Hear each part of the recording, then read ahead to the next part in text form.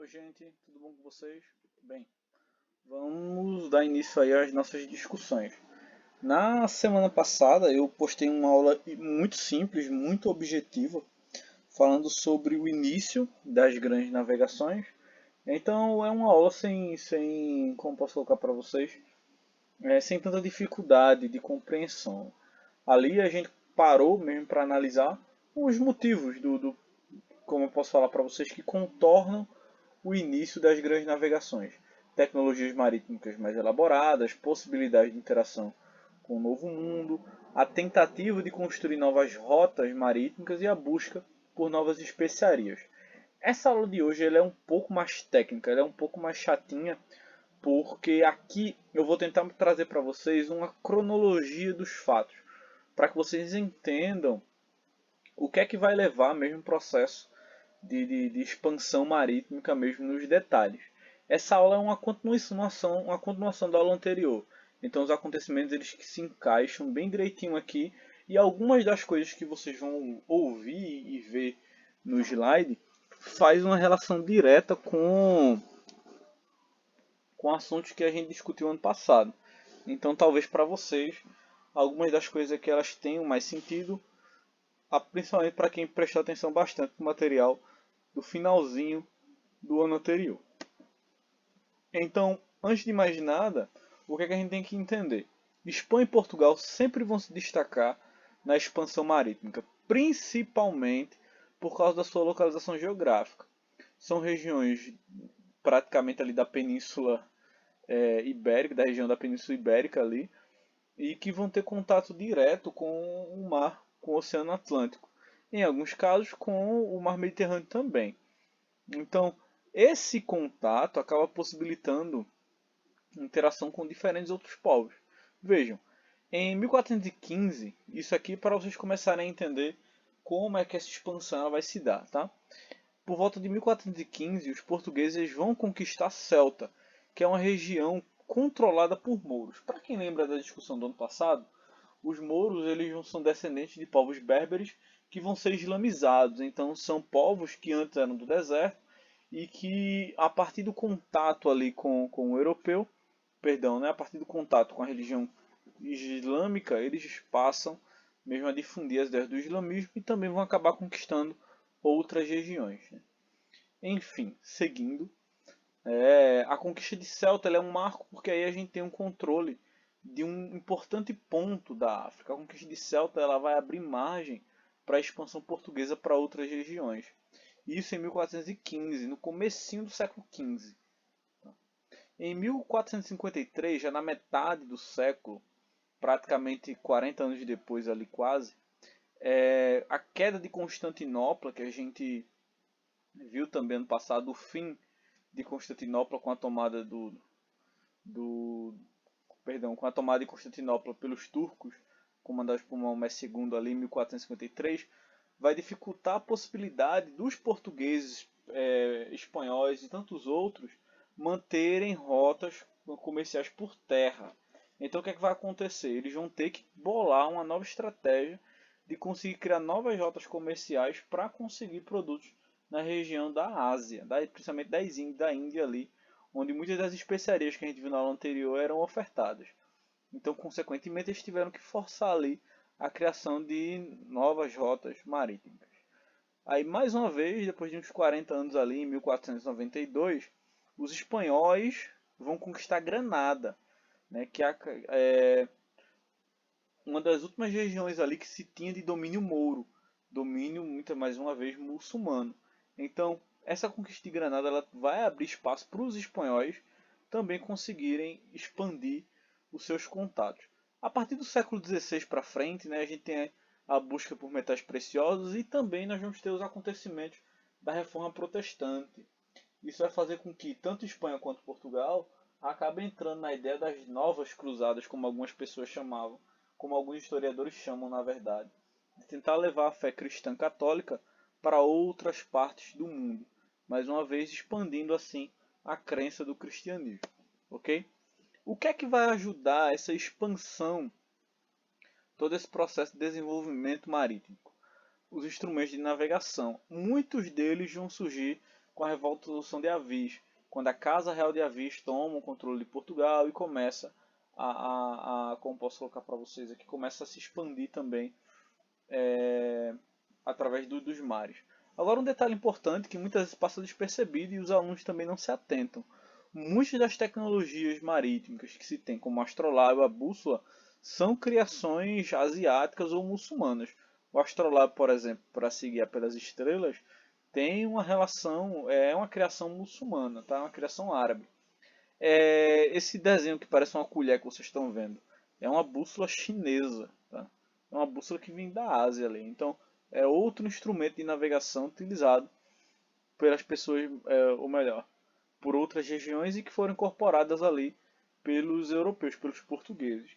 E sem sombra de dúvidas, a maior criação vai ser a caravela, que é uma embarcação mais estreita, com mais velas e bem mais rápida, o que possibilitava traçar rotas marítimas em tempo recorde.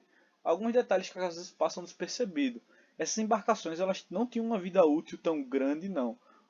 Como é de madeira, muitas dessa madeira acabava se desgastando na viagem pelo mar.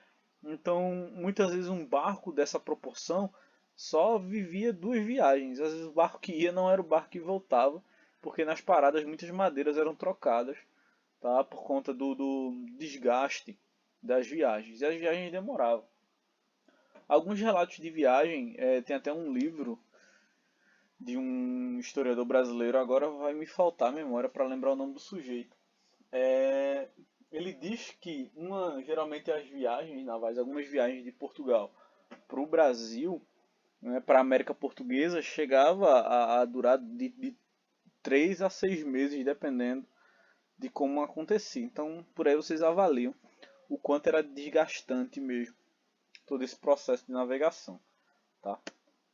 Enfim, continuando com toda aquela nossa marcação temporal, como eu falei, essa aula é um pouco chatinha porque ela se prende muito à data, à periodização, tá? A gente vai seguindo. Os portugueses, por volta de 1419, eles vão chegar à Ilha da Madeira. Detalhe, vejam aqui a diferença de datas, tá? Aqui, nesse início, a gente está destacando o processo de expansão marítima. Como é que os portugueses e espanhóis vão começar a buscar novas áreas de comércio. Aqui, essa parte que vocês já estão vendo, né, vamos discutir essa chegada a outras áreas, tá? Essa expansão marítima mesmo, propriamente dita, por parte de cada país.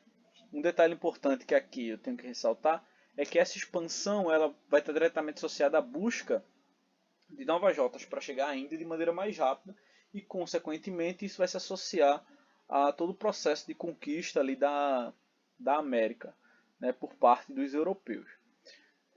Enfim, então, em 1419 a gente ia chegar na Ilha da Madeira, em 1443 né, os portugueses vão chegar à região de Argim, se aproximando ali dos africanos. Em 1456 a gente tem a chegada dos portugueses à Ilha de Cabo Verde, onde eles vão acabar montando engenhos de açúcar a partir de outras experiências e sabendo que é um produto muito lucrativo. Em 82 a gente tem a exploração da região do Congo.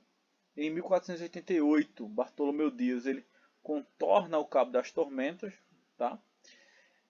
Que vai acabar se chamando de Cabo da Boa Esperança. E em 1498 Vasco da Gama vai chegar na região de Calicut, na Índia, iniciando assim uma navegação direta mesmo,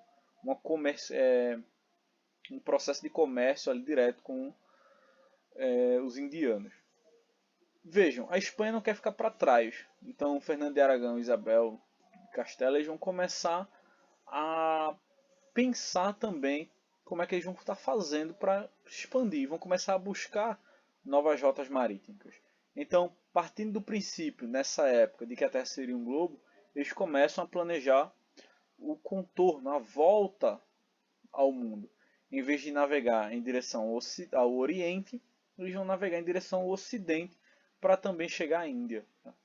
E aí Cristóvão Colombo ele encabeça esse plano de chegar ao Oriente, navegando pelo Ocidente, para tentar chegar à Índia.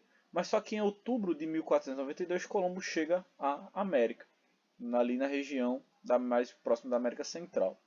Portugal e de Espanha, que querendo ou não disputavam essas regiões, vão acabar assinando o Tratado de Tordesilhas, tá? Dividindo o território ali de Portugal e Espanha. Como vocês já sabem, isso é sabido por vocês. Eu gostaria que vocês se atentassem muito aqui a esse mapa, porque tudo isso que eu falei anteriormente ele deixa muito mais claro, com todas as datações. As linhas em vermelho, nós temos as primeiras viagens dos portugueses, essas aqui, ó, que vocês estão vendo, todas essas viagens aqui. E essas algumas aqui também, como a conquista de Celta, lá em cima, vocês estão vendo. Tudo está aqui muito bem relatado, muito bem explicado. Conquista da região da Guiné, do Congo, né? A chegada de Bartolomeu Dias ali no Cabo das Tormentas, que a partir de 1488 vai chamar Cabo da Boa Esperança. Nós temos as viagens de Vasco da Gama em azul, nesse azul mais escuro, tá? Até que ele chega em Calicut, negocia e volta. As em preto, de Pedro Álvares Cabral. Aqui, pessoal, é importante a gente entender alguns conceitos históricos que muitas vezes acabam aparecendo. Se tornou um padrão ali por parte de muitos alunos pensarem, acharem e defenderem a ideia de que o Brasil foi descoberto, a América descobriram. Não necessariamente, tá? Isso é uma coisa que já é manjada, já é batida. Todo mundo que trabalha com história, quem não trabalha com história, mas é curioso, já entendeu isso já, tá? Não existiu propriamente dito um processo de descoberta. Tanto que alguns documentos da época falam até em achamento. Porque se sabia através de vários estudos que existiam terras mais para a parte ocidental. Tá? As viagens que vão estar acontecendo de Américo Vespuccio, Colombo, Pedro Álvares Cabral, elas só reafirmam uma coisa que já era sabida do período. Mas enfim, isso é importante a gente entender mesmo essas questões. Mas seguindo com o que eu estava falando para vocês, esse mapa ele deixa tudo muito bem explicadinho. As em cinza nós temos algumas viagens, em cinza não, meio que em rosa, tá? Algumas viagens até a região do Japão, né? Em cinza aí sim, nós temos as viagens de Cristóvão Colombo, tá? Que essas são aquelas mais acima ali. E aí vem a grande viagem de Fernando de Magalhães, que depois vai ser completa por Sebastião Elcano, quando eles conseguem fazer uma viagem de circunnavegação no globo, saindo da Espanha, contornando a América, tá? E chegando até novamente a região de Lisboa. Fernando Magalhães morre, né? E quem assume é Sebastião Elcano, completando assim a viagem, tá? Ok. Pessoal, a gente conclui assim essa nossa discussão. Espero que vocês se atentem, tá? Se possível, eu não vou recomendar que vocês anotem, porque é muita coisa para anotar, mas se der para tirar uma xerox disso aí, não sei, e colocar no caderno, isso vai ajudar demais vocês, tá? Porque é muita informação e o livro de vocês é péssimo, ele é muito carente de detalhes, beleza? Agradeço a atenção, até a próxima e tchau!